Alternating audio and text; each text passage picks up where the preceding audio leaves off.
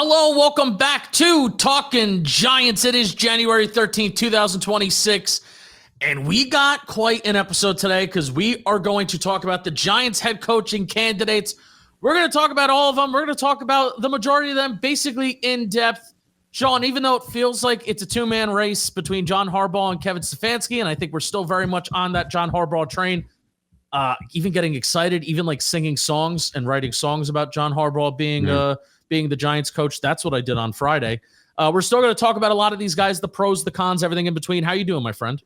I'm doing well, man. I'm excited for this week. I got a little tingling. We had some good weekend of playoff football. Watched the Eagles get eliminated, and now, this is great. Now I'm excited. I'm excited to see what's next for the Giants. Could this be the week? We will see. For the first time in a long time, like I actually had a feeling of like watching a division rival like lose and get eliminated. And you want to know why? It's because I somewhat am excited about my favorite football team, where if I usually have that apathy and if I usually have that numbness, I don't feel that type of excitement. And I'm like, whatever. Eagles win the Super Bowl, whatever. Eagles move on, whatever. Or even Eagles get eliminated. It's like, who am I to talk? Getting the possibility, and I think a strong possibility of getting John Harbaugh has kind of like fired me up again to like be a fan of this team and to like be invested as opposed to just being invested because I have a podcast on this team. Dude, no doubt. And I know we're going to get into all these coaching candidates, so just bear with us. This is going to be like a minor victory lap for me where I'm going to just dunk in some haters on social media's faces right now. Justin, I got so much crap after crying after the Eagles. People loved it for 3 days. And then when the Giants went back to sucking and collapsing versus Denver, they all forgot how much they loved it. Exactly. Oh, yeah, look how much you overreacted to the blah, blah, blah. And then, great job by our Talking Giants Twitter account posting up after the Eagles got eliminated. That was me. Screenshot of me crying. That was you, Justin. I was trying not to pat you in the back. I was acting like we had a deep roster here. We don't. Justin put it up. That was awesome. I think I was intern joining us soon, by the way. Good. Good. And they'll be happy to do it, may I add. So anyway, what was I saying? Oh, the Eagle thing. Here's the deal, Justin. I watch the Eagles and I watch A.J. Brown fight with Nick Sirianni, and I know that Howie Roseman's a madman. But we've talked a lot about like kicking money down the road and the bonuses they've converted and like pushing. Eventually you have a year where you pay the piper in the salary cap. Like we checked a year off the box where the Eagles are not winning another Super Bowl, number one. Number two, I think that victory that night on Thursday Night Football just gave me more confidence if it is Harbaugh coming in that like, we're not going to enter next year with Jackson Dart. We might have a lot of flaws and a lot of questions about the team, but we're not going to enter next year with this like crazy thought of, and forget about it. We play the Eagles twice. That's 2 losses. Like they beat them this year with Cam Scatterbo and Jackson Dart, and the Eagles just got like an enormous wake-up call here. So am I telling you the gap's closed next year? We got to see the whole offseason unfold. But if Harbaugh is coaching this team, knowing Dart and company's already beat them, and now I see the Eagles are further flawed, getting knocked out here, like I'm genuinely excited for whatever the gap may be and however wide it may be, how close the Giants this offseason and then into next season can get to continuing to close that gap. That Eagle loss further fired me up for that. True program changer, true program shifter. I mean, use the C word, culture changer, if you will. That's what I feel like Harbaugh is. I feel like it's the first time that a coach has been available like this since Bill Parcells. You think it's the first time that a coach has been available like this since Andy Reid became available from the Philadelphia Eagles. We talked all about Harbaugh last week, like last midweek episode that we did. I actually thought that we did a very, very good job, like talking like around 40 minutes on Harbaugh, like the pros and cons of him. So we're honestly not going to spend a ton of time talking about Harbaugh since there's so many other candidates to talk about today. But Shaun, I do think it's important on Monday, January 12th in the afternoon, we kind of got like the first little update on Harbaugh's schedule and the timeline that we may be experiencing this week in terms of him interviewing and picking where he's going to go next. Correct. So remember, we woke up on Monday with plenty of reports that today Harbaugh was going to spend time like kind of putting together his calendar and schedule and kind of narrowing down who he wanted to visit. That's what we found out. And then a tweet from the Atlanta Falcons appeared where they said they were done interviewing Harbaugh, to which, of course, you know how Giants social media reacts. Oh my God, he went to Atlanta first. Stefanski came to the Giants first. Why didn't Harbaugh come to the Giants first? And then Albert Breer sent out this tweet. Just to catch you all up, some clarity, ex-Ravens coach John Harbaugh did preliminary calls with the Browns, Cardinals, Dolphins, Falcons, Giants, Raiders, and Titans. Per sources, those were to get teams' pitches and work on figuring out who to interview with. He hasn't met with any team in person yet. So this jives with what we were told was going to happen today. What the hell the Atlanta Falcons did walking out of that conversation with Harbaugh thinking it was an interview, whether that's a social media intern pulling the trigger on a tweet way too quick or whatever. As it turns out, no need to panic yet. Why the Falcons think that was an interview, I don't know. I don't know whether Matt Ryan just trying to like pump up the fan base because they actually spoke with him, but it seems like these weren't official interviews yet, and the Giants were included in the teams because all the teams were that have coaching availabilities to pitch to Harbaugh. So you have to assume if Harbaugh now doesn't meet with the Giants, that pitch, and again, I don't think this happened, went terribly wrong. Yeah, and the wording of everything is kind of always confusing to me because is a 20-minute Zoom conversation considered the virtual interview stage before the in-person interview? And what's not really helpful with all of this is that the Giants social media account has just not tweeted out, reported anything themselves. Usually you see, we have conducted an in-person interview. We have conducted a virtual interview with so-and-so person. They have not done that at all. They did that for every single candidate for, I think, GM and head coach the last time around in 2021, heading into 2022. They have not done any of that. And obviously it's on purpose to probably avoid something like the Atlanta Falcons just did. Yeah, no doubt. And I guess this is also probably a pretty clear-cut reasoning why when you read or hear about like why the Rooney Rule has changed to 2 out of like person or what out of person. Especially because they also got sued. That's also a very good point that the last time they were so transparent about everything, they got sued. Exactly. Right. With Flores and everything. Yeah. And then with the Rooney Rule thing, they say like you have to interview 2 out-of-house candidates. And I'm pretty sure the rule is they cannot be virtual for them to count for the Rooney Rule. They need to be in person, which the Giants have already fulfilled. And this is thanks to Dan Duggan for digging this up too. The Giants have already fulfilled. They fulfilled this last week, the Rooney Rule. They have 3 minority candidates of Antonio Pierce, Raheem Morris, and Vance Joseph. Two of those three out interview in person. 3 out of the organization because Kafka is a minority candidate. Yes, but it has to be out of the organization. Is it 2 or 3 out of the organization? I thought it was 2. 2, but they've more than fulfilled. They've done 3. They've done 3. What the Falcons have not fulfilled that yet. And that's what Dan Duggan was able to pull up today. So that's why the second I saw that kind of alleviated, like the Falcons literally can't make a hire. The Giants can make a hire if they want to. And if Harbaugh is ready for it, if Stefanski's ready, if the Giants are ready and both sides are ready, the Giants can make a hire. The Falcons cannot do that yet, which alleviated my nerves in terms of that. Well, I guess, and then the follow-up to the Harbaugh question would be, where would you rather be in the pecking order? Whereas Kevin Stefanski got on a plane and flew here first to Newark to meet with the Giants. Right. Would you rather, if you're the Giants, like let's say Harbaugh only picks 3 teams. I know Garafolo had a report about the Titans intriguing him with the $100 million in cap space and Cam Ward. Well, let's say he only meets with the Falcons, Titans, and Giants. Maybe he meets with the Browns too. Would you rather be last? Would you rather be in the middle? Or would you rather be first? In this instance, I don't think Harbaugh accepts a job without speaking to the Giants. If they are as highly coveted as everybody in the league makes it sound like, I think I'd rather be last and try not to let him leave the building, knowing that he's already done his diligence with others. Yeah. So I guess as the week goes on, we'll get more, maybe even by the time that you're listening to this tomorrow, we'll get more of an idea of his schedule and where he's going to be, when he's going to be, and things like that. But I do think the Giants are going to be in this until the end. You had the prediction that it may be a Friday news dump before we were recording. I think it's going to go into next week. It could. Look, I mean, anything's on the table, but I mean, we're sitting here January 12th, right? We're already past wild card weekend. Harbaugh is the kind of guy you wait for. He's probably a domino that's got to fall first before these other teams actually make their hire. So that helps the Giants. They won't be the only ones waiting on him. But if it goes into next week, I can't imagine it's late next week. Like we could be sitting here a week from today with a Monday announcement after the games are cleared. I also think that, hey, you could be waiting on an Eagles decision, Packers decision, if they choose to move on from any of their head coaches. So I think he's doing his due diligence. You just got to hope that something goes right for the Giants for once. That's what I'm hoping for. Well, we may have gotten something right with the quarterback, so maybe we'll go 2 for 2 off seasons. Which is a huge part of it, is a huge part. Like, especially, you even look at like the Falcons situation. It's like, all right, ownership good, and I get why certain spots can be attractive. What I think it could come down to is Cam Ward versus Jackson Dart. Yeah, it could. And look, a year ago we would have all agreed with Cam Ward. So we'll see where Harbaugh agrees with. Yeah. All right. Again, last episode of Talking Giants. It was a live stream. if you want to hear us talk extensively about John Harbaugh, we talked about him for 40 minutes. We will not be talking about him extensively right now. But I do want to go through our 1 through 5. I asked you power rank your preference on head coach coming into this episode. Not 1 through 12 or 1 through 11, however many they've interviewed. There has been no Jesse Minter or Jeff Hafley reported yet. Those teams were just eliminated.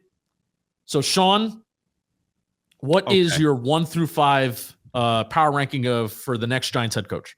All right. So just full disclosure, because we're going to do some research and go through in depth on all the guys. I went through my 1 through 5 on expected interviews. Okay. Because teams were alive. Just to keep in fair. Is that fair? I could adjust on the fly. Repeat that one more time for me. My 1 through 5 involves reported expected interviews. Yes, that's fine. Yep. Okay. My number 5 is Mike McCarthy. I am not the highest on McCarthy. The only argument I've heard for him, which is a last chance for me, is just the idea that, hey, he wins 12 games with Dallas, yada, yada, yada. Don't love the idea that outside of Dan Quinn, he had no defense there, but that's number 5 for me. Number 4 for me is Chris Shula. I know the Rams are alive right now. I expect the Giants, if they don't make a move for Harbaugh, to talk to him when he does become available. That was a name rumored enough around the Giants. I trust the McVay tree. Number 3 for me is going to shock you because only Jordan Schultz had this, is Kliff Kingsbury. Checks the box for me of a CEO type. I think he is a classic guy that will learn his lesson from his first job in Arizona. And what I was scared off by late last week, I was now debunked on, which was, man, did Dan Quinn already have a falling out? It seems like, if you believe reports, Washington's, with Peters, they got involved and pushed Kingsbury out more than Dan Quinn actually wanted him out. Dan Quinn wanted him to stay. So that seems a little weird. So I would still trust him as a head coach. Again, I wouldn't tell you excited. And then 2 and 1 are obvious. 2 is Stefanski for me. 1 is Harbaugh. Okay. I'm going back and forth on my top 4 because they're kind of close. Well, can I ask you, Justin? I don't want to break this up. All right, besides number 1, I'm sorry. What are you looking for in a head coach for the Giants? Because that's what I base my list off of. All the reports and what I am looking for, not what the Giants are looking for.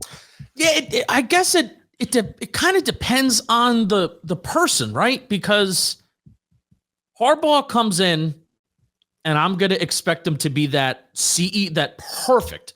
Like when the Giants outline the reasons for what they're looking for in a head coach, right? Moving on from Brian Daboll, moving on from, a guy like Joe Judge and Pat Shurmur and all the guys kind of before since Coughlin. Harbaugh would be like that perfect guy that we can hire a staff and we can be a leader and get out a message that makes sense and it resonates with the team, right? It'll resonate with the New York Giants, who have been perpetual losers over the last decade, versus the Baltimore Ravens that have made the AFC divisional round and make the playoffs every year. Maybe the message is dying off a little bit. I'm not worried about Ravens players, that message dying off a little bit. I would embrace that, right? So with Harbaugh, yes, I would that's the perfect CEO. With a guy like Stefanski or even a Klint Kubiak who run a similar type of offense, now we're talking about, all right, you better hire a good defensive coordinator, but then also you better stick to your guns and have an identity on offense and kill at that, right? So Bingo. I don't think it's fair to just be like, I'm looking for a one head coach that fits this CEO type profile, right? I think it depends on the person. Because I don't think Stefanski's going to come in and be like this major awesome leader. Like, you know what I mean? Yeah, I think he's a little quiet in the leadership front, but I think he's a good leader. Look, I just said it to say, if anybody heard my list and is wondering why I picked those guys, I am grading the Giants' job on a curve, and that's not in a good way. I think that CEO type makes a lot of sense. I'm very concerned after what happened with several of our past coaches about being able to hire staff that you want and having enough connections in the league. So that was what took into account for me. And the idea of I need Jackson Dart's development to continue, I took into account with this. I blended that all in a blender, and that's how I got my list of 5. And also, let's be honest, man.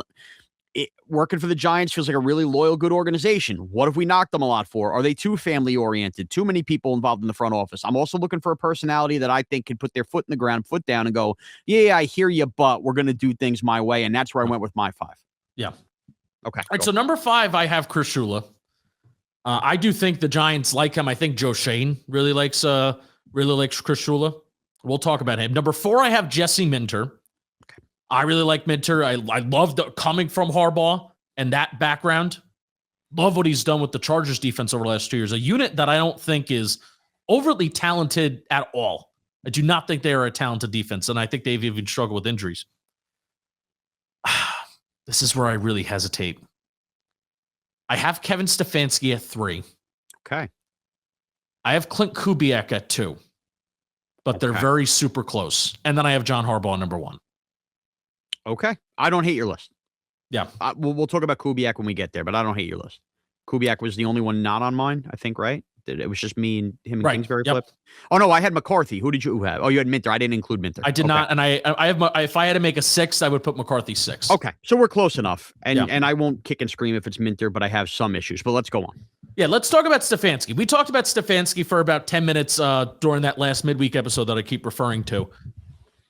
The thing that I am I'm most curious and concerned about with Kevin Stefanski is, are you going to go back to running outside zone? Are you going to go back to that Shanahan, Kubiak, Gary Kubiak, Kubiak type of offense that you ran and you kind of were like kick ass at it back from 2020 to 2022? You had offensive linemen and players in training camp talking about how they were installing an offense that felt more like 2020, 2021. And that did not happen this year for the Cleveland Browns.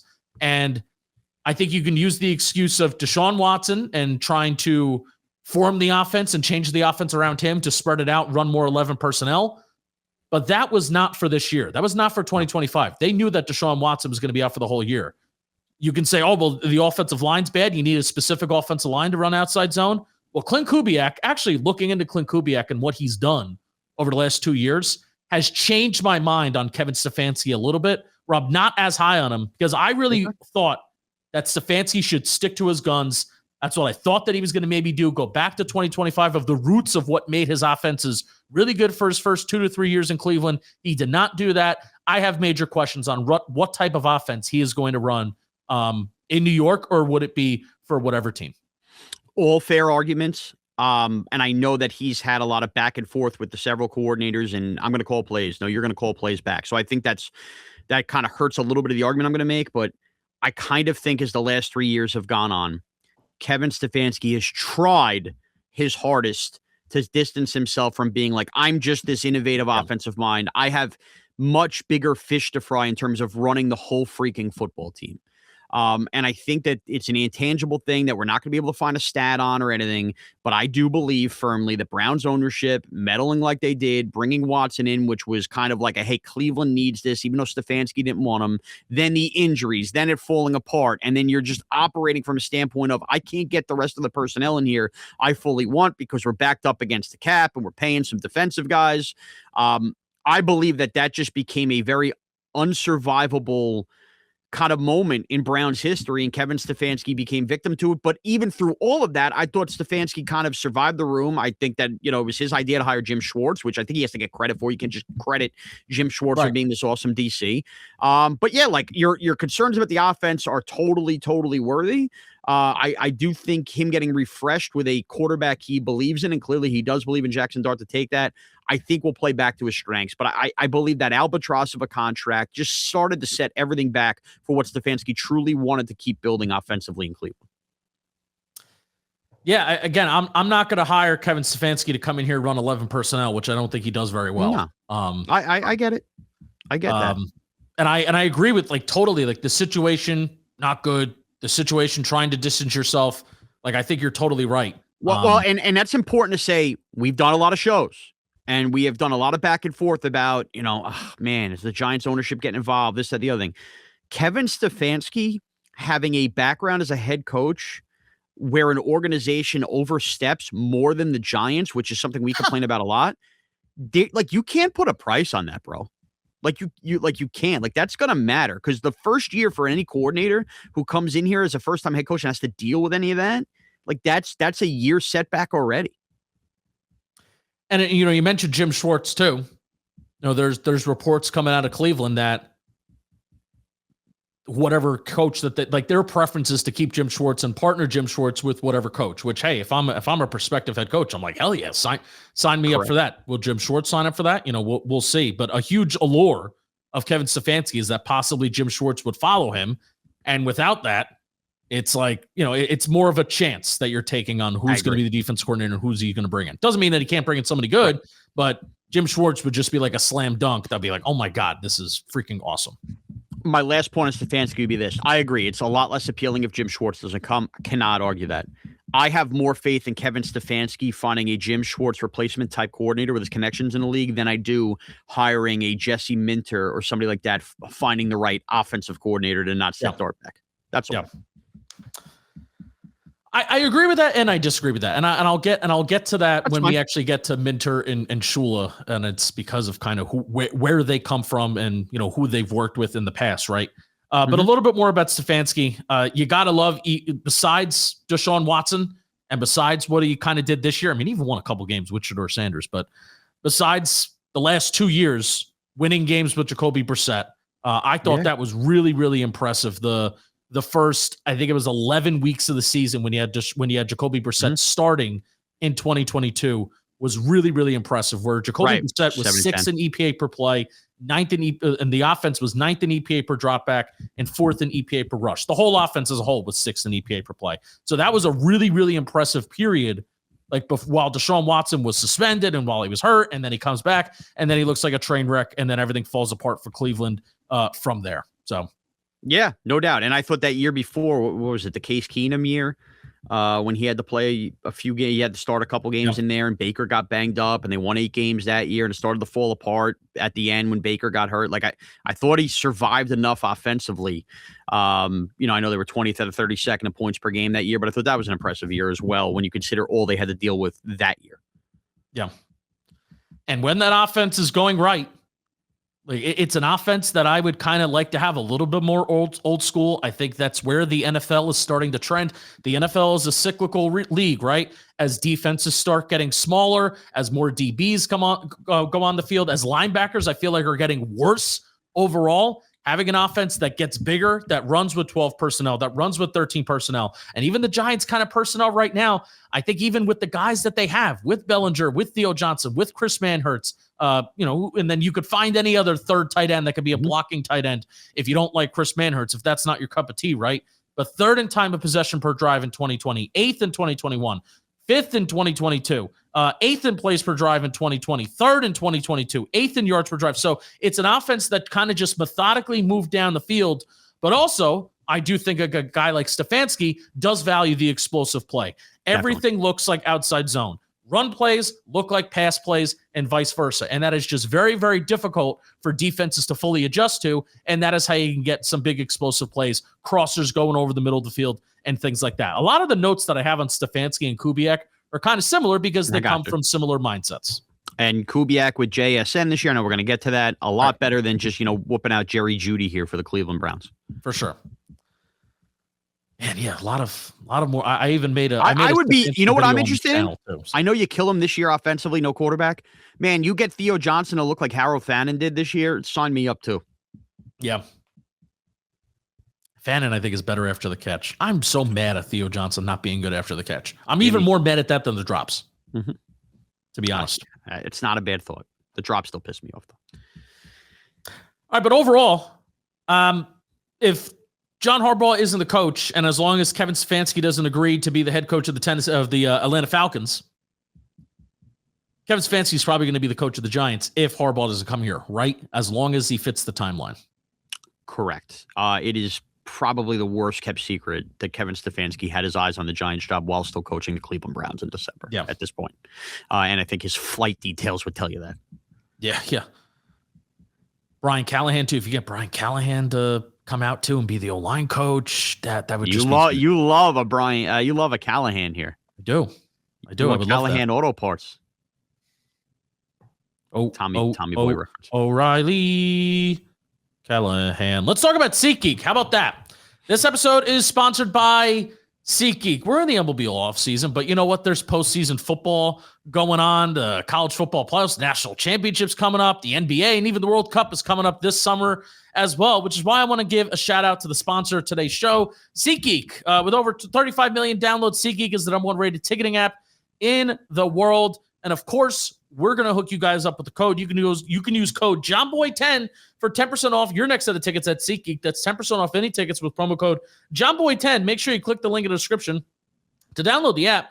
Have the code automatically added to your account so you can use it later. Thank you to SeatGeek. Appreciate you. You're the bomb. You're the best. Thank you, SeatGeek. I love that. That was a great read. Thank you. Very quick. Concise. All right, who do you want to move on to next? Do you want to move? I want to do Kubiak. I think we should do Kubiak because you kind of tied it to some of the Stefanski stuff. I think it fits instead of going back and back. Okay. Now, I don't think Kubiak is likely. I mean, especially from the whole thing that we know that the Giants want an experienced head coach. Like, I think the three most likely candidates are Harbaugh, Stefanski, and then Mike McCarthy. I think they want a guy with experience. You would agree with that, right? Yes, which I don't think is the right approach until you get the right. I mean, if you hire the right guy, of course, but I don't think you should dismiss coordinators just because that's what you're looking for. Correct. Which is why I'm really, especially Klint Kubiak and Jesse Minter, I'm especially interested by.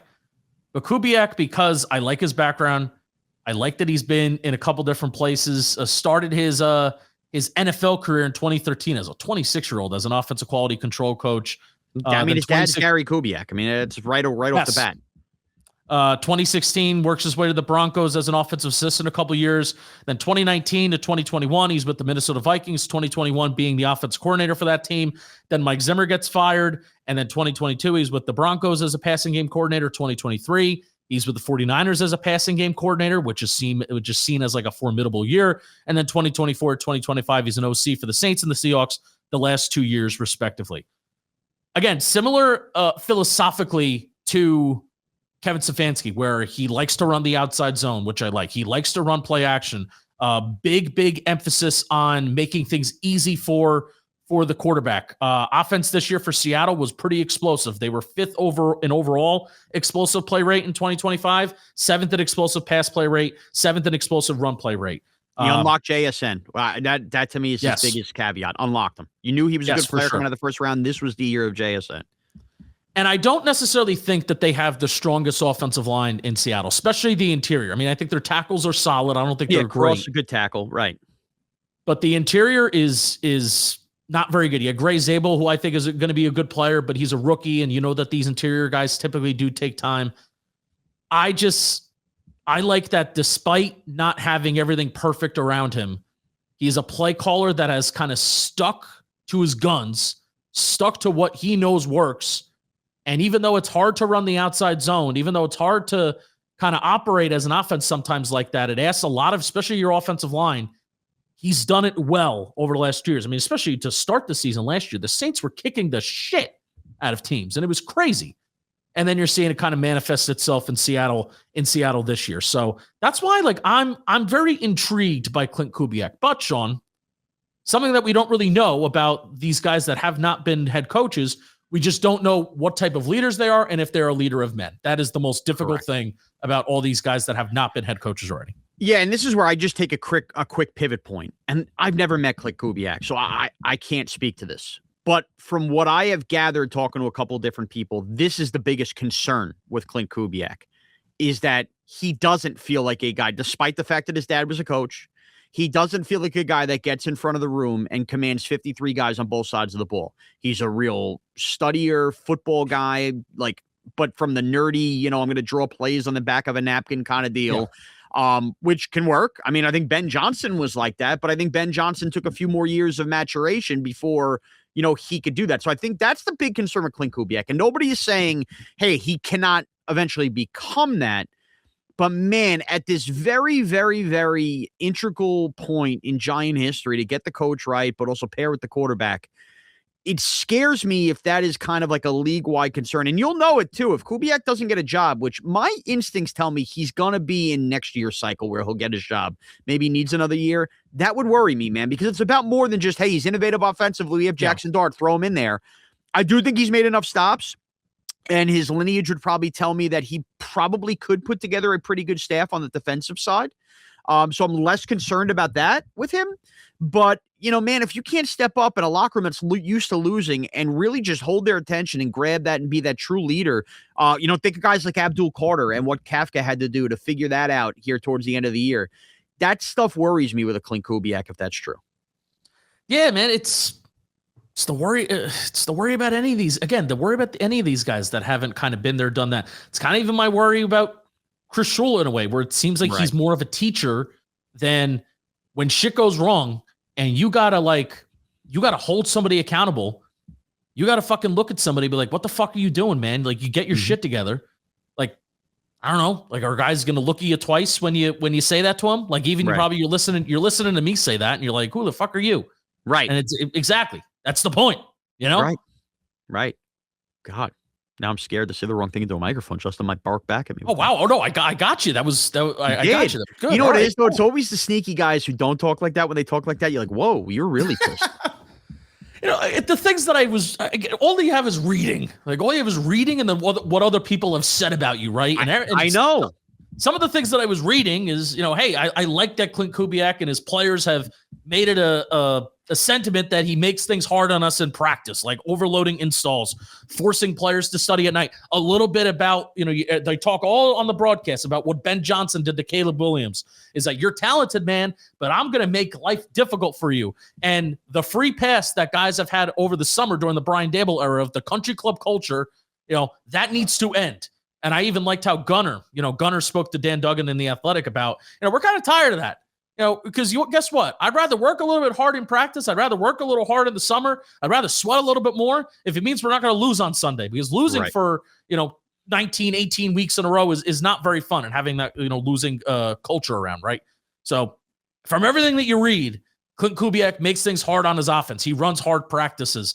He's going to hold us to a standard all the time. Yes, sir. We're going to work on it. So it's from things that you're reading and just player speak, things that you like doesn't mean that he is this awesome leader. Exactly. And look, again, neither of us have been in a room with him. So all we could do is just gauge on what others who have been in the room kind of counteract and say. But I like the offensive background. Totally. I like that he comes from the similar background of Kevin Stefanski, meaning Kevin Stefanski even came from that Vikings, Gary Kubiak type of mindset. Shanahan, outside zone. Like, it's the same thing, except this guy's just kind of younger. And I think and I actually know, like, if he comes in to my football team, I know the type of system he's going to run versus Stefanski. I have questions on. I have no idea what the fuck you're going to do. Correct. I totally understand that. Yeah. But again, can he lead the whole room? We'll see. Right. All right. Do you want to, I kind of want to move to Mike McCarthy, because I do feel like he is like the third favorite, right? Yes. And you did not include McCarthy, and I did, right? I did not include him in my top 5, but like I said, he was 6th and you had him 5th. Okay. So the reason I included him, and again, I'm being a hypocrite. I'm punishing others for their lack of experience, which is what I'm telling you the Giants shouldn't do. I'm not going to be excited by a Mike McCarthy hire. I think he's getting a little antiquated offensively. I have major questions, like where John Harbaugh can have Snoop Huntley make a Pro Bowl as little as that means, and you still kind of function offensively as a team. The not having Dak and not having Aaron Rodgers anytime those guys were out, it's a death blow for a Mike McCarthy team. I also am at this stage, Justin, and this is more like a WFANE argument, so forgive me for bringing it here. Oh, please. But I don't like the argument of like, hey, he wins everywhere he goes. Like, you can win double-digit games. It's just the playoffs that are the problem. I know that we're all in this la-la land of just get me to playoff games. It's a good problem to have. I want to hire a guy here that not only gets us to the playoffs, but I think paired with Dart for a long time can make a run. And maybe that's being dreamland here. I just think you hire Mike McCarthy. Yeah, maybe you reestablish winning football games, but you're in 3-4 years, especially knowing the patience of the Mara group and the Giants, they will wait forever to fire him if they're not winning playoff games. And before you know, you look up and you're 7 years of playoff game. You're the Buffalo Bills with Sean McDermott. And that scares me. And I know those are very problems you'd love to have. I don't trust Mike McCarthy in the big game. So that's why I have him down at 5 compared to the other guys. It would be pretty uninspiring. There was a point in the season where I was like, why is he not being talked about more? Because simply I was looking for just a coach with experience that you said that has won games. But I think in season having that thought was pretty flawed logic. And he was the only one available. We talked about it a lot, and most Giant fans said he was the only guy like that actually available during the season. Now we've seen Harbaugh come available, Stefanski, so that clouded, I think, a lot of people's arguments. But again, just look at some of the ways McCarthy seasons end. I mean, they're just unimaginably painful. And yeah. I'm looking across two. I'm not just looking to check one box. I want both boxes checked with this hire. I think there are three major questions when it comes to McCarthy, outside of how do you end the season and things like that. What type of defense coordinator would he bring on? Correct. Because without Dan Quinn, he stunk in Dallas. That included the Mike Nolan hire. And even Green Bay. He didn't have a top 10 defense in Green Bay before Dan Quinn since 2010. And that's scoring. That's just total points. Yep. And now all that, is it his fault that he had a bad defense? He's in charge of hiring the defensive guys. Why I give Stefanski credit for Schwartz. Mike McCarthy's first defensive coordinator hire in Dallas was Mike Nolan, who legitimately had one of the worst defenses I've ever seen, Shaun. Awful. Jason Garrett and the Giants somehow scored 30 points against them in 2020. Awful. Think about that. Awful. And then they beat him. Yeah. McKinney had the pick. Week 17. So that's the major question number one. What type of defense coordinator would Mike McCarthy bring on? Number two, over time, would his offense grow stale? Because that's what it's been. Yes. That's what it's been in Green Bay. That's what it was in Dallas. It just kind of stopped working. Don't you think Brian Schottenheimer's year with Dak Prescott he got at him this year is a knock on Mike McCarthy? Because that was huge. Not stale. You know what I mean? Innovative run game. The run game for Schottenheimer was awesome. Mm-hmm. None of that. I have stats here. Only 5 times in his 13 years calling plays in Green Bay. This is just Green Bay. Did McCarthy have a running back with over 240 carries in a single season? In each of those running backs, Amon Green, Ryan Grant twice, Eddie Lacy twice, turned in 1,000+ rushing seasons and averaged at least 4 yards per carry. And then Rico Dowdle in 2024 and Tony Pollard in 2022 were those only plus seasons for a running back over 4.5 yards per carry. Now, the reply to that is Mike McCarthy loves to throw the ball. He loves to throw the ball. I got confused as people were talking about how Mike McCarthy is anti-analytics when the dude he throws the ball in early downs. And that's how he kind of tries to catch defenses sleeping on first and second down when you're predicting and when you're guessing that teams are going to run the ball. That's when Mike McCarthy does like to throw. And he has this West Coast system that prioritizes getting the ball out quick, prioritizes yards after the catch. I just don't know if that type of system and the type of system that Mike McCarthy has, this West Coast, would fit Jackson Dart. And that is my third question, is would the offense that Mike McCarthy run even fit Jackson Dart? Such a pro-style offense. And of course, Mike McCarthy can change, but does it's a major question. Pro-style offense and things like that, I just don't know, that prioritizes specific player performance and players winning on the outside and winning their routes. He's not really known for these route concepts that just naturally garner separation. A lot of the back shoulder throws that Aaron Rodgers would do over the years. I don't know if it feels very forced. And I don't know if that's something that I feel like Dart and company would excel here with. It's totally a question. And you'd have to wonder too, kind of looking at his lineage. Ben McAdoo, OC? Maybe. Now, in the year 2026, I wouldn't want it. But this is the other question. Did go back to the Broncos. McCarthy loves his friend, and by the way, Stefanski gets hired. Guess what? Pat Shurmur might be coming back here too. So that'd be bizarre. Yeah, John Mara looks Pat Shurmur in the eye. John Mara looks Ben McAdoo in the eye after kind of being Ben McAdoo was right about benching Eli. Anyway.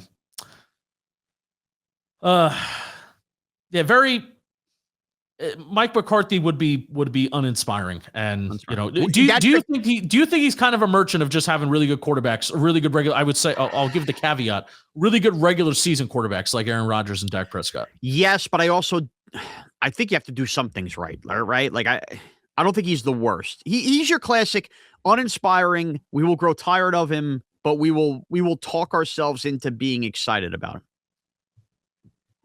If it happens, we'll feel forced to do that. He's 63 himself, same age as Jim Harbaugh, 62, just turned 62. And you think about, and I know you want to kind of gloss over this, like if the Giants end up finally like getting relevant again, at least the Harbaugh games, you can put, oh man, Andrews dropped that pass. Oh man, can you believe Lee Evans? Oh man, can you believe Billy Cundiff? McCarthy's teams get ready for these big games. They look unprepared. Like it's not a matter of a guy dropping a pass. You're like, what? Did you even practice this week? That's on the head coach. That worries me. That Green Bay game was awful. Awful. It was 2023, excuse me. They should have won. They should have won they had a Super Bowl team that year. Dude, the year that defense was forcing turnovers. They were so damn explosive. I think they still had Tony Pollard at that point. You had the duo at running back. That was awesome. Buried. And Justin, you forget the year before when they beat the bad Buck team where Brady was at the end. That next week, everybody thought they were going to beat the 49ers. And Garoppolo basically walked them. Yeah. High floor, early peak, and then a long, slow fade. That's what I think his track record is. Yep. Predictable offense, questions about who you hire as defense coordinator. Like there's positives to it. Don't get me wrong. But again, I don't think it, especially Jackson Dart. If we're talking about Jackson Dart and getting a guy in here for Jackson Dart. Yeah. I just don't think that system would fit his strengths. Could Jackson Dart do it? Okay, sure, maybe. But does it fit his strengths? Absolutely not. Certainly not innovative. All right, Chris Shula next. Okay. This is an intriguing one for me, obviously, that we both included on our list. Yeah. This is my only defensive coordinator that's made my list. I have no worries that this is Brandon Staley 2.0. You're right as far as like he's a teacher. Can he be a motivator?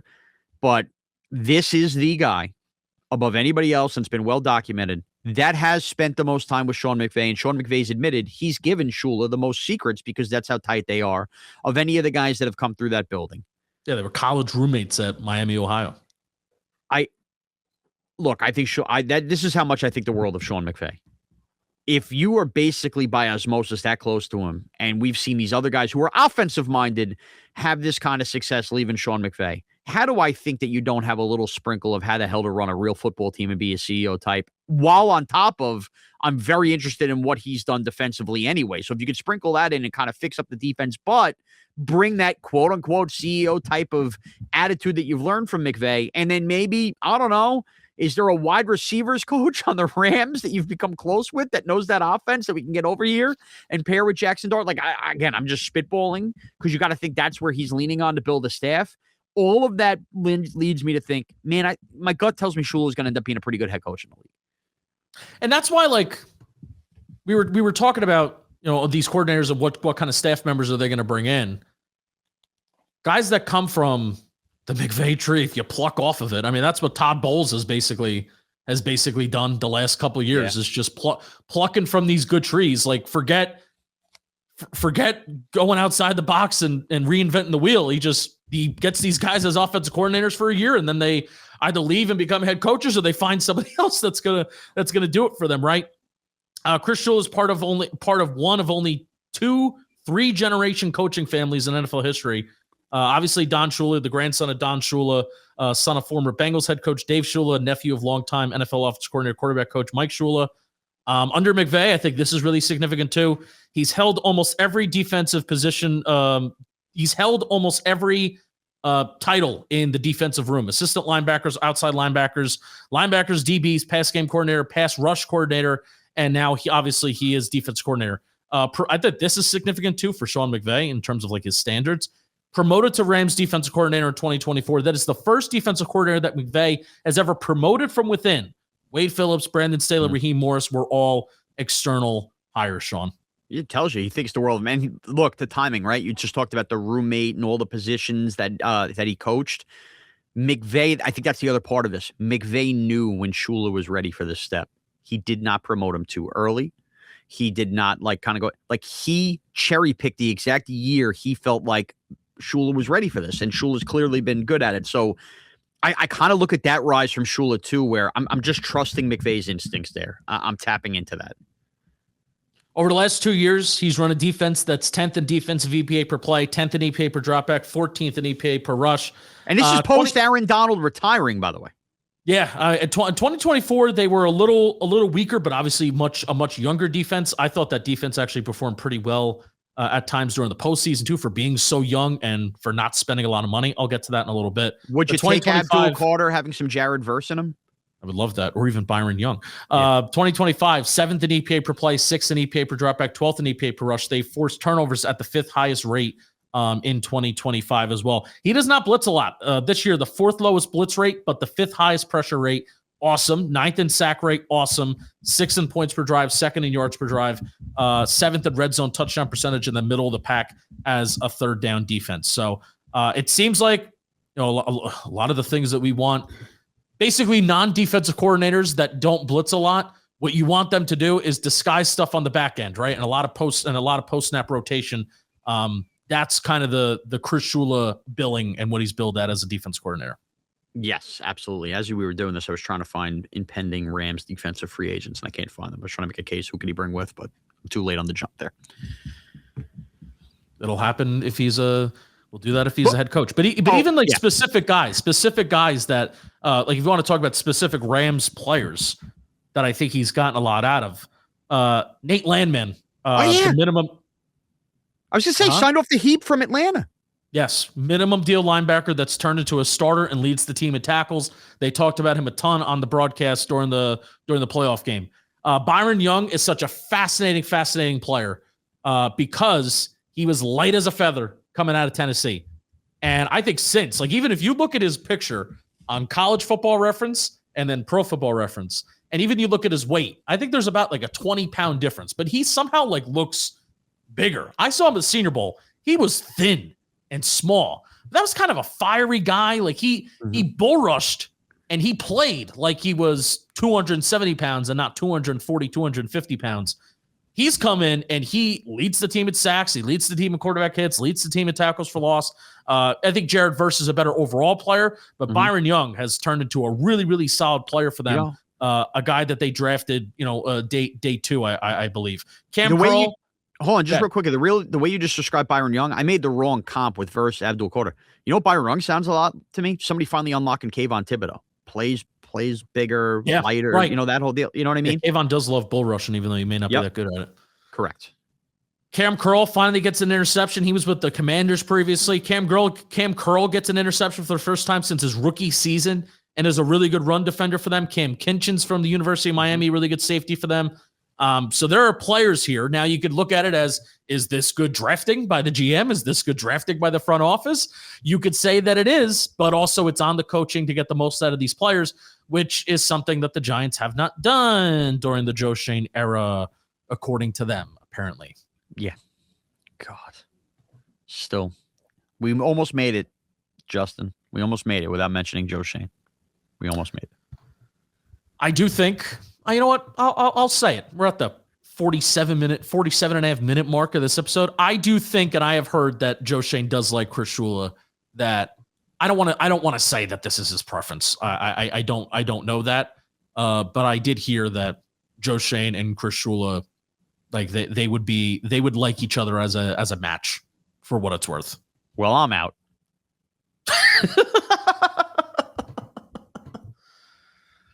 Oh man. You have anything else on this on Chris Shula? I found some other quotes about what, some things that Sean McVay has said about him. He's been key in reinventing defensive football with hybrid players, fluctuating scheme, position flex guys, changing fronts, week to week specific game plans. So on that, and again, a lot of this feels like it, and I'm gonna have to go back and re-listen to myself to sound like this sounds very surface level. But could you imagine every day for years, and now for 2 years being the defensive coordinator, seeing the crap that Sean McVay doesn't even bring to the game and just workshops in practice, and you counteracting that with defensive strategies? I think that's important in like being like what you're just talking about, like the innovative defensive stuff. I just think like you cannot put a price on everything Chris Shula has sat there and learned defensive scheme wise, which just will feed you into the excitement of what was the Giants' biggest disaster this year in terms of like just not getting all that, or spending all that money on defense and assets and not getting the most out of it. You bring that plus that CEO feel and you tap in it. This is the one coordinator that would legitimately get me horny. It just would, because dude, it's like hiring somebody to do your taxes for cheap and then realizing they learned at Harvard. You know what I mean? Like that. Yeah. That's Chris Shula. I don't even know if that was a good comp, but you got what I meant. Take a shot every time Shaun mentions he gets horny on Talking Giants. It's at least once an episode. Have I started to do that a lot? Is that my new crutch? You've been falling into that trap. We should make a bingo with you and I. Okay. Wow. You getting horny. You nearly crying. What are my quips? Every time I get like a word or a phrase wrong because I can't speak. Idea. Oh, I have an idea. I got an Instagram DM on that, by the way. You got an Instagram DM on how I use idea? You got to tell Justin to stop saying idea. It's idea. And Mike simply responded, I go, he's aware. I'm aware. It's okay. Tell my grandmother who's deceased to stop doing it. Chris Shula, 2 other things I want to say. Simulated pressures, showing blitz, dropping out, bringing others, confuse protection rather than always sending extra rushers. Heavy dose of split safety shells. You're going to see a lot of cover 2, quarters, pre-snap. Then, like I said, rotating into different coverages to disguise intentions and protect against explosive plays. That's Chris Shula. That is Chris Shula. And I do think your point, I think, I don't know if you made this point necessarily, but almost Chris Shula designing a defense, almost like, I think how he designs his defense and the fact that it's so annoying, I think makes me feel a little bit better about his ability to be a head coach and then also kind of like have influence on the offense. And like, that's a good way. That's a much, and things like that. Much better way of trying to say what's going on in my brain. Yes. Yeah. And just pluck from your buddy's staff and your best friend's staff. You find a good Macintosh apple, you go back to that tree. What do you want to talk about next? Actually, first, I lied. I'm going to talk to you about something first. Think of who you want to talk about next. I think why do you love Kliff Kingsbury? I got to talk to you about DraftKings. The DraftKings Sportsbook, official sports betting partner in the NFL, makes every playoff moment feel bigger. DraftKings has your back with early exit protection. If the player in your eligible NFL prop bet goes down at any point in the first half, you could still get paid in cash. Here's the best part. New customers bet just $5. And if your bet wins, you'll get $300 in bonus bets instantly. Download the DraftKings Sportsbook app. Use code JAMFootball. That's code JAMFootball to turn $5 into $300 in bonus bets. If your bet wins in partnership with DraftKings, the crown is yours. Thanks, DraftKings. Shaun, why do you love Kliff Kingsbury, and why is he your number one choice to be the next Giants head coach? Not my number one choice. Never use the word love. Just prefer him over some of these guys that we've heard, like Minter, and Kubiak. Here's what intrigues me. First of all, again, I hate myself because I'm going against my words. Has done it before at a head coaching level. Was able to take. Hey, all right. Put it this way. How does everybody feel about Kyler Murray? Let's dumb this down. Okay. You don't love him. Too short. Running around. And this is on Kingsbury. Kingsbury made a very poor decision. He was all in on the idea of drafting Kyler Murray. You know, it was a first pick. Let's go get him. Kyler Murray gets Kyler Murray in the room, and Kyler Murray cares a lot about Call of Duty. Doesn't care about loving football. Isn't a hard worker. Probably should have played baseball. And Kingsbury innovates the hell out of his offense enough to get him there. Isn't afraid to go away from the run. You look at what they did with James Conner. Gets to a playoff game. They lose because McVay's awesome and Kyler Murray sucks. And basically every year from there on out in Arizona was a step back because either Kyler Murray was hurt or he wasn't engaged.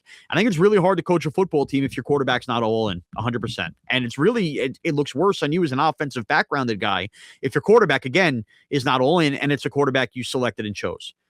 I think Kliff Kingsbury learned a lot about himself in Arizona. And I think actually what was kind of mocked at the time, Kliff Kingsbury stepping away and going, I need to get the hell away from football for a year. And getting away and kind of going self-reflect mode. And again, I got to like Kliff Kingsbury on that show. Was it All or Nothing or was it In Season with Hard Knocks when he was coaching? Whatever it was. Like, I kind of got the vibe. I'm like, all right, Kingsbury knows what he's doing, but man, this team just sucks. Rehabs himself, goes to Washington. And I believe his rookie year with Jaden Daniels really put me over. I think he was really adaptable that year. I think he set Jaden Daniels up for success. I think that he kept throwing more on Jaden Daniels' plate as the season went on, and I think the team got better as a result. And this year, couldn't tell you what happened. Injuries, a million things that went wrong. Team got older. Offensive line, not as great. The McLaurin holdout, I think, set back what he was trying to do offensively in camp in a big way. I just like a Kliff Kingsbury offense, and I think a Kliff Kingsbury offense with a legitimate quarterback that's not Kyler Murray is something that we already saw with Jaden Daniels. I'm very interested in. And this is more guttural instinct to me. I think the next head coaching job he gets, he's going to be the classic guy that learned his lesson from what went wrong in the first stop. I believe that. Maybe that's with the Tennessee Titans, and he has a great long career with Cam Ward, and that's not here. And I'm not telling you it's the first choice I'd have, but the more that I've thought about Kliff Kingsbury and done more homework on Arizona, gone back, watched stuff, read up, I'm more in on Kingsbury than I thought I would have been 2 weeks ago. I am. I fully believe in the Kliff Kingsbury year 2 / second half collapse thing. Okay. I'm all in on that.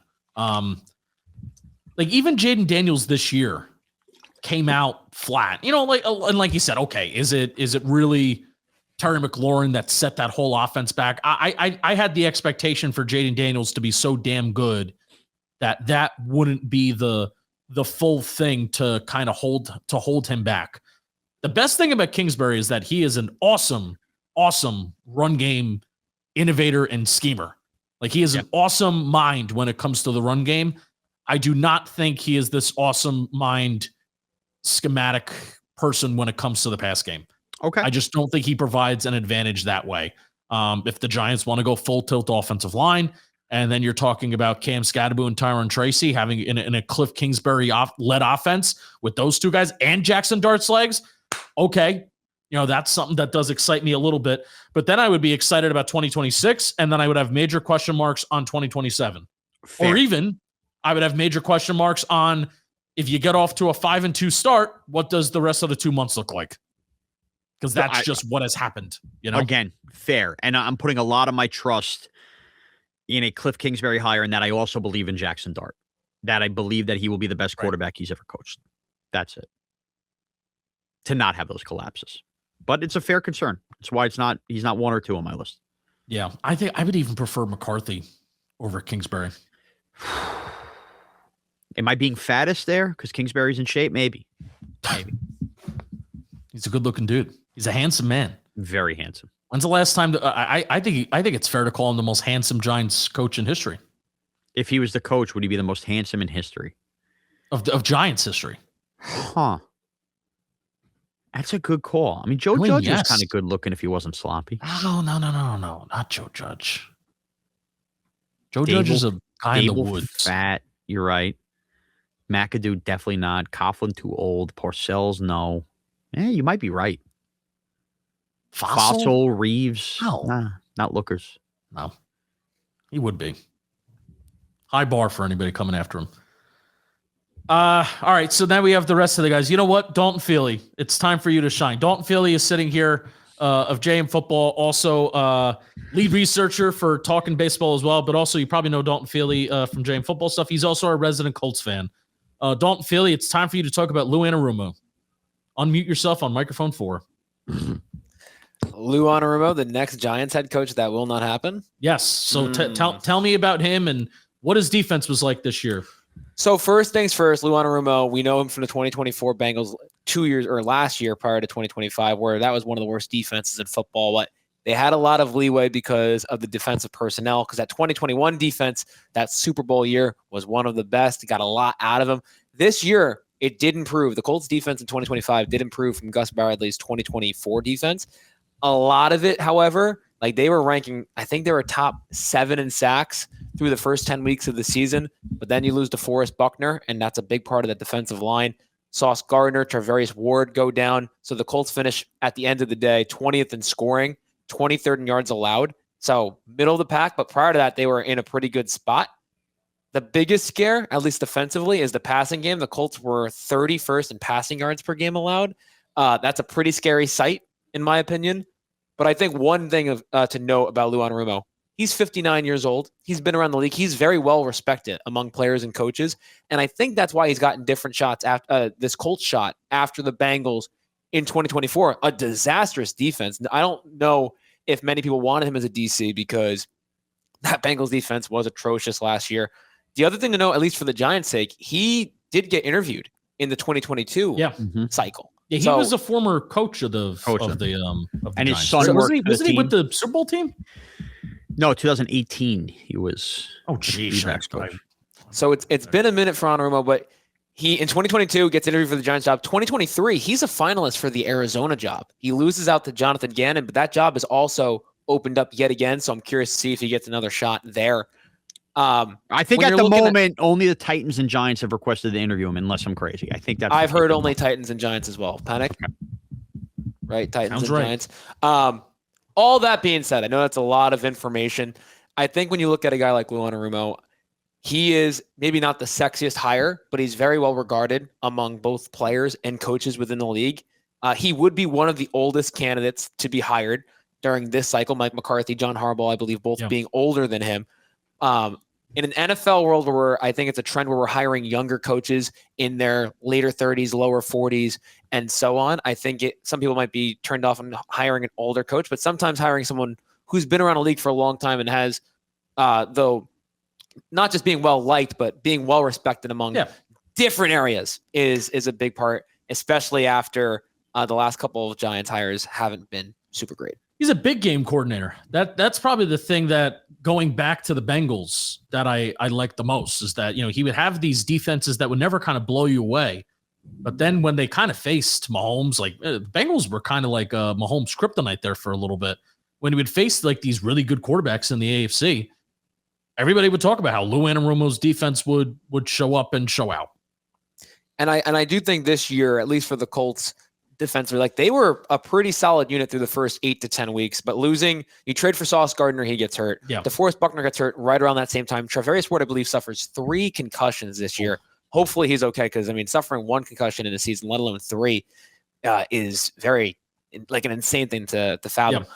All that being said, I'm a fan of Lou Anarumo. I don't know if I would love him as a head coach hire, but I do know around the league it seems like people like him, at least within the Colts building. And Shaun, people would lose their minds. Yeah, that's the guy. That's the one guy I think above anybody else. And this is actually unfair to Lou. Because of the names available, led by Harbaugh. If the Giants came out of this with Lou Anarumo, with his Staten Island ties, who was once a coach here, whose son works for the team. That's what I was going to say. You know the narrative around Giant fans. Lou Anarumo, and it would be unfair to him, the person. Maybe he ends up being a great head coach. You're already putting this guy in a spot where it's impossible to get past the threshold of success early, because we will already think it is the most uninspiring hire of all time. Louis Anarumo just finished his 4th season on the Giants staff and his first as a pro scout. Spent 2022 to 2024 as a scouting assistant. It's the classic, you got ties to the Giants. That's it. That's the classic hire.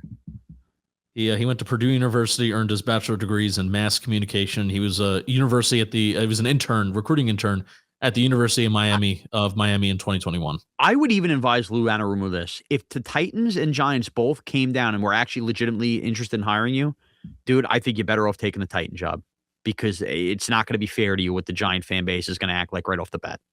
No, not at all. By the way, thank you, Dalton. Good job. I know that, we've gone a little long here. We didn't really get much in a Minter yet. Yes, let's move to Jesse Minter. Okay. No Jesse Minter or Jeff Hafley reported yet. Like I said, again, those teams were just eliminated. And, we mentioned Kliff Kingsbury. Jordan Schultz was the only one that reported on. Correct. Kliff Kingsbury maybe getting an interview with the Giants. Right. And that could be wrong. That could be wrong. So who knows? The Giants aren't announcing anything. So who actually knows? Jesse Minter, I haven't done, because the Giants haven't formally requested him yet. I haven't done a ton of work on him, but I just love his background coming from the Baltimore Ravens from 2017 to 2020. And then what he's done with the Chargers as well, 2024 to 2025. He was with Jim Harbaugh at the University of Michigan for 2 years as well, 2022 to 2023. I like his background. I like his pedigree. I like the fact that, for all the reasons why we feel like John Harbaugh will be a good candidate for the Giants, I kind of feel that with Jesse Minter, except he's 42 years old. I have confidence that he can maybe hire a decent staff. I know that he's going to run a good defense. So that's why I'm kind of more or less intrigued by Jesse Minter. I think he's getting the Ravens job. It makes the most sense. And the reason he didn't make my list, and the thing I'm most concerned about, is I just got to know who's coming to coach the offense with you. And I know it's a terrible thing to hold back, and it's not to say he can't find the right mind, but when putting together a list, I think the Giants are just at such a critical juncture in knowing that they've probably or hopefully have nailed the quarterback that can't take a step back. I have more faith in Chris Shula finding the guy based on everything I said than Minter doing that. So I'm probably unfairly punishing Minter. I think Minter has all the capabilities, like you said, of being Mike McDonald here. When you think about the Harbaugh ties, I just have major concerns for where the Giants are at with Jackson Dart that I know for a fact this offense is in good hands next year, and it scares the crap out of me. It just scares the crap out of me. Yeah. I've drank a shit ton of water today. Time to pee? I've pissed so many times today, and it's getting close to that point. Not your pants, right? Antonio Pierce. Okay. Okay. I mean, Thoughts? I think Antonio Pierce owns a room. I think Antonio Pierce, clearly the Raider players loved him. Couldn't really give you enough thoughts on any game management stuff that goes with it. But outside of just being like the ultimate master motivator where the team just is dying to play for you and die on a hill, I just didn't see anything with the Raiders that tells me that Antonio Pierce gives you a definitive advantage at any point. And he was never even a defensive coordinator on the NFL style for me to even NFL side for me to even lean on that. That's why I'm so confused, by the way. Well, I think because he jumped the line and became a head coach, now that's kind of like, okay, well, you could do that. But he's never even been a defensive court. Now, he was at Arizona State with Herm, but he's never been that at the NFL level.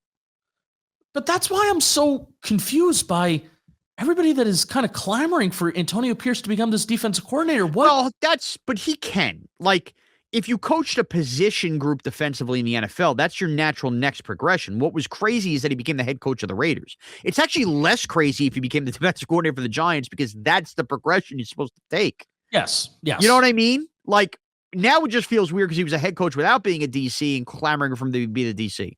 But what cannot happen, because I've already seen this kind of put out there, like, oh, would Harbaugh consider Pierce? Do not force Antonio Pierce. If he's being told in interviews for the head coaching job, hey, stay by your phone, we might bring you in as the DC. Do not force the next head coach to hire Antonio Pierce as your defensive coordinator because you feel like you owe him something. Don't do that. That would bother. He worked for Josh McDaniels, and then he employed Marvin Lewis, Joe Philbin, and Norv Turner. Yeah, I mean, that's his connections. Right. Who is coaching the offense if Antonio Pierce? And you know the other problem with Antonio Pierce? Because he's a Giant legend, he's around all the time, and he's been at a million of these practices. You just know that he will be the ultimate yes man to the organization in terms of them telling him, you got to hire this guy, you got to hire that guy. Oh, yeah. He will believe it. And it's just, you're already starting on the worst possible foot for how to run a team successfully. Yeah, I mean, I guess I want to see Antonio Pierce go and be a successful defense coordinator, maybe somewhere else. Yeah. And then I'll get interested by him again. Right. You fire Kevin Stefanski in 6 years, fine. Let's go. Yeah. Okay. I agree. That'll be a really cool story. The Mike linebacker, captain of that defense, coming back. Okay. Antonio Pierce is just, and I feel like this is becoming a theme for the reason I'm picking guys not to pick. There are certain guys I could totally see being good head coaches, but I think they need to go do it elsewhere. I don't think this is the right year or the right team for them. Yeah. Raheem Morris and Vance Joseph. I could get talked into Vance Joseph. Been around long enough. If I'm going to make the case that Kliff Kingsbury could learn from what went wrong as a head coach, I could make that case for Vance Joseph as well. Again, a lot of these head coaches fail when they don't have the quarterback right.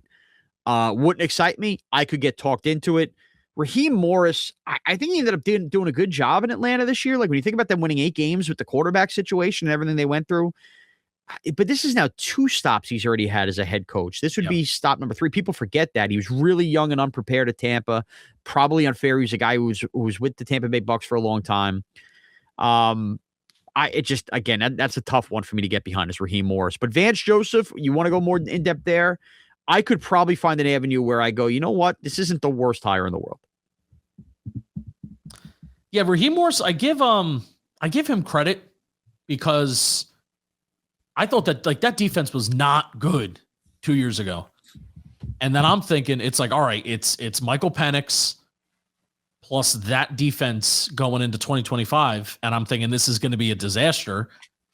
And the team kind of was, but also they weren't. Yeah. Because the defense was much, much better. The defense was much better in 2025. But again, just coming off of, this would be the third shot at head coach. No, thank you. And then even I just think there's just so many other candidates besides Vance Joseph that I would have as well. So, and you play who you play. But this on Raheem Morris finishing 8-9.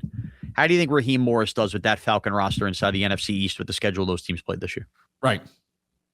I mean, fair or not fair, that NFC South, that fluffed up a lot of victories for them. Yeah. Davis Webb. I think Davis Webb, everybody seems to love him.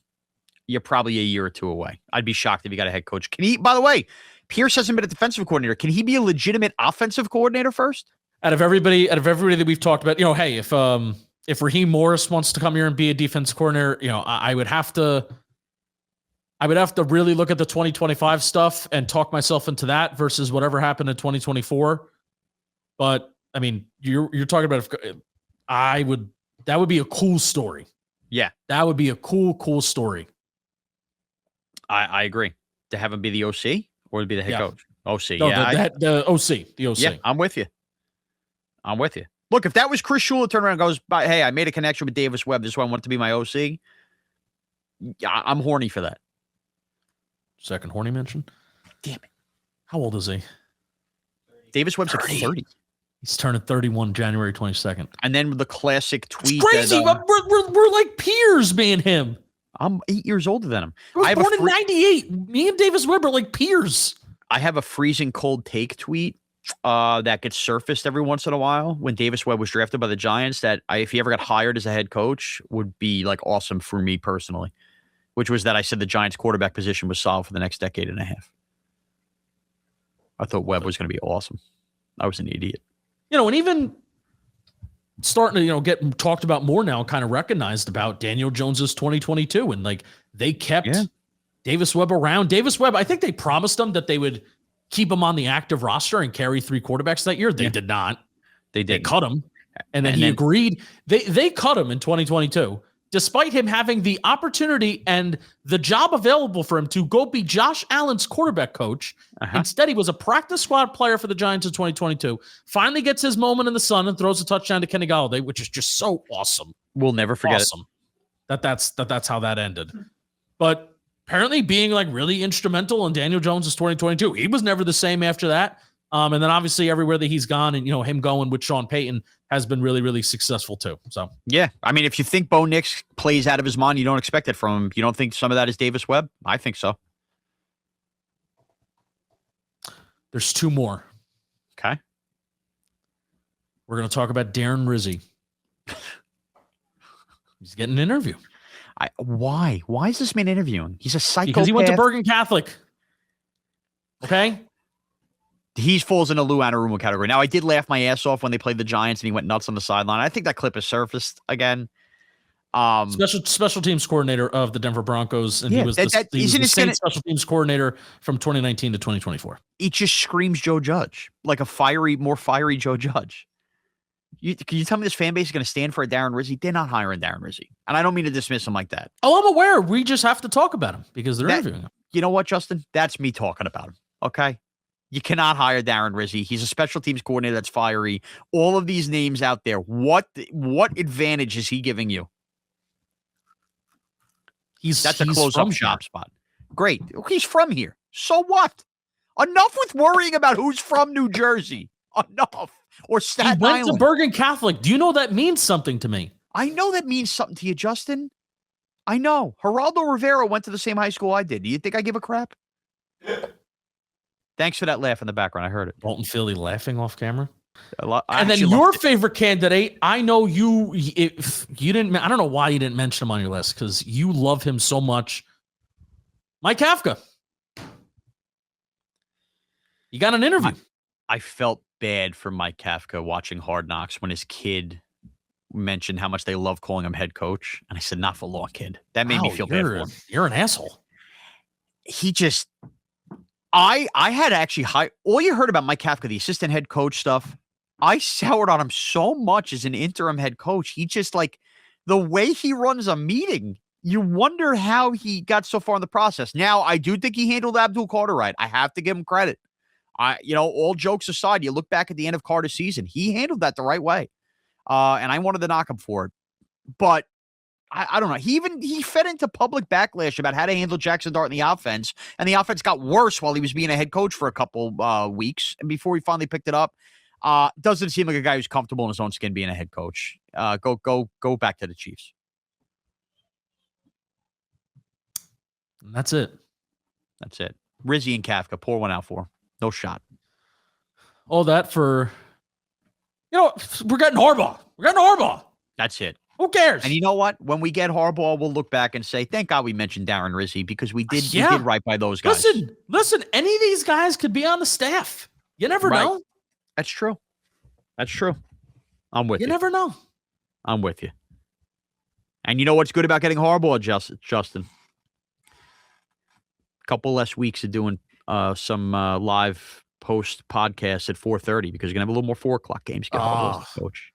8 o'clock. How about that? It's not good for our business though. It's just we're so tired. Yeah, I know, but you know what? Then the games feel more important. No, it's the best. Honestly, that's the best part about the Giants sucking. Is that you can play all the 1 o'clock games, but less Vilma. Is that we can just get it over with sooner. Don't you want less Vilma games? I want less Vilma games. I don't worry about that. I don't let announcers impact my experience watching the game. All right, fair enough. Hey, just remember. I'm an adult. Just remember, I got to be up at 6:30 in the morning. I'm willing to do more primetime games and do post-show podcasts. Wow, this is so true. You just threw that right back in my face. Get serious. Right back in my face. Shaun will do whatever to win. All right. Thank you so much for listening. Shaun and I, if any news breaks, we will be back. But if not, you're probably going to see Shaun next week. I'm going to try and get an interview for the back end of the week. If news breaks, like I said, we will be live. We will cover it, and we got you. Thank you for listening. Thank you for watching. Let's go, Giants. It starts today. Let's go, Giants!